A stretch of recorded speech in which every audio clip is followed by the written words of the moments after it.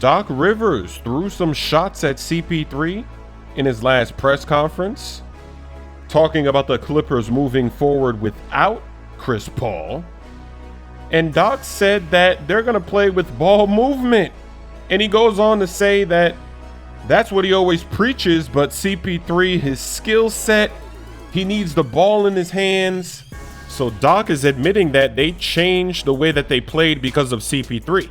Because of his skill set and his need for the ball in his hands, they didn't move the ball the way that he would normally do it, the way that he would preach to do it.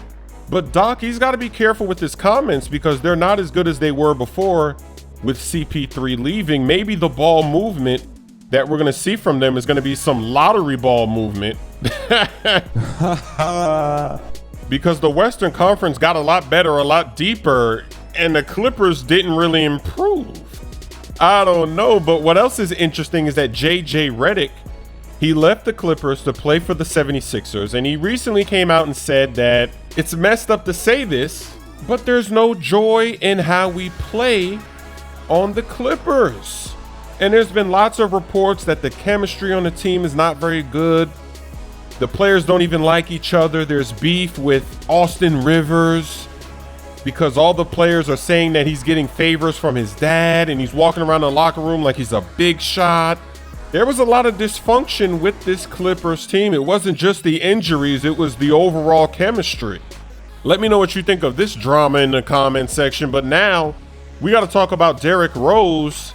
He might be going to the Cleveland Cavaliers. He's in talks with them and they're serious. It's going to be a 1-year deal if it goes through. And my first reaction to this news is that, wow, this is sad for Derrick Rose because he's coming off a $94 million contract. He was the former MVP, and then his career it's one of the craziest falls from grace I've ever seen in the NBA. And even though he had a good season last season, it wasn't that bad. He averaged 18 points on the Knicks. This is not what you would expect. You wouldn't expect him to be signing or attempting to sign to a team for the veteran minimum, for the exception. But if he does go to the Cavs, that would mean that he's going to come off the bench.